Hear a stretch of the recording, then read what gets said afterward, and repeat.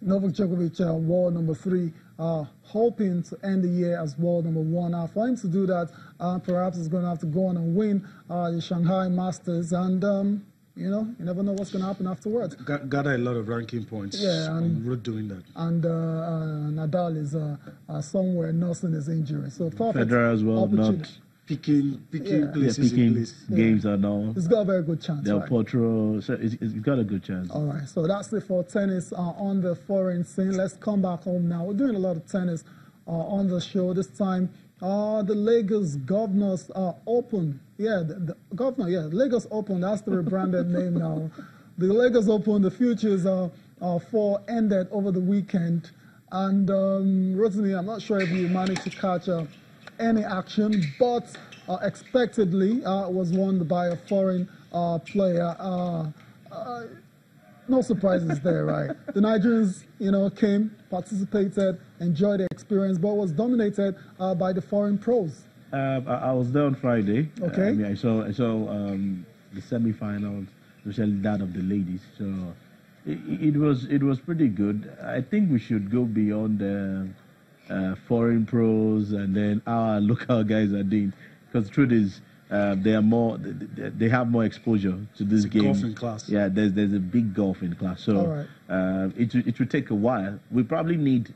I mean, we don't have to wait till every September, October before we get our tennis players involved with tournaments that expose them to foreign counterparts. What happens to a yearly program that, you know, it could be here in Nigeria, it could be outside Nigeria, until we probably have a stable template for development or for exposure. Then we'll keep seeing this kind of results year in, year out, especially at the now named Lagos Open. Right. It's no surprise, really. I'm sure about 13 or 14 Nigerians will be in action again from phase 2, but you don't expect any of them to get to the quarterfinals or even the semifinals. So that exposure has opened up that golf in class, and we need to just close it up. All right, let's take reactions now coming from those foreign players. They're absolutely loving the experience in Lagos. I like the people here. They're really friendly, and the organization is okay, is good. And I had some problem with the hotel, but they helped me directly, so they're really open for help and everything. If I need something, they directly try to help you. Let's say the qualifying is not really hard. This week I'm in main draw, last week I had to play qualis. But the people, the girls that are here, you can see them also in Europe, and the level it's high. It's not like they think, yeah, you go to Nigeria and Lagos and the level it's bad, but it's not. Because I bet a girl last week, she is 400 in the world, and I met her also in Europe, and so it's the same at the end. The level of tennis here is always good. Like I said, every year I've been for the past 3 years, it's been good. So I'm always ready. You know, definitely got to deal with the conditions, which is sometimes tough if you're not necessarily from here, coming from colder climates. But I enjoy it. It's great. And the level of competition, well, is it almost the same what you've seen elsewhere that you've competed? Yeah, main draw wise, yeah, it's definitely. It's like a normal future. Nothing really. Qualies might be a little bit weaker just because of the lack of players necessarily signing up for qualies, but it's still quality players in qualies. But main draw is about the same anywhere else. So.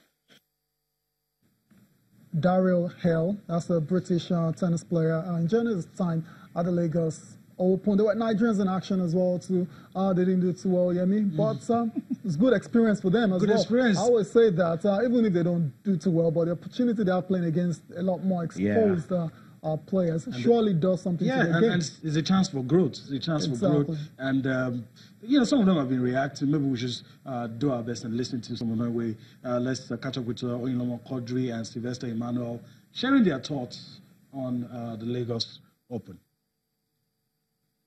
It's so good because you get to learn from the best players actually in the tournament. You get to play seed 1, seed 2, seed 3, seed 4. So all that one brings like experiences, and it's a privilege to play with these guys. So it's one of those things. It's a really high level. Like the seed 1 is 180 in the world. That's really tough to get. He's an amazing player, and watching them is overwhelming. Just imagine playing against them. So it's a really high level, and we just have to believe. All right, so learning from the best, that's a baseline, really. Yeah, I mean, that's what we've been saying, that the exposure is key for any Nigerian player. So if you can't get it abroad, let us make it happen for them here, so that we can actually plan. I mean, the Lagos Open is looking forward to getting that Challenger Series from next year, which is going to be even much more bigger than what we have currently. So if you want us to have competing guys or competing, ladies do well in this event, then they sure need the exposure. All right, so let's move on. Let's talk about some Nigerians that will be in action today. Let's F5 futures. Yes, let's give you a quick rundown of some of those guys in the men, women's category. Some of those. I'm very sure it's going to come up on your screen shortly now. All right, that's it for the guys with the wild card. You have Thomas Otu, Sylvester Emmanuel, Adebola Obashoto, Anu Mukhtar. Those are some of the names. Some of those people not based in Nigeria, but they're Nigerians, and it's all good.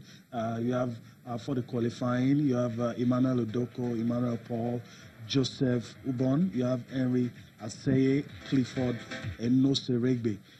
So that's it for the guys. Let's quickly flip to the ladies. You have, for the wild cards, Adesua Osabo here.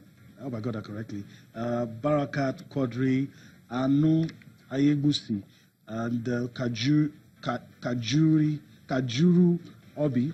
And so that's it for the ladies, 13 of them, and also this one, Ronke Akinbade. So you can look out for all of these names. You never know.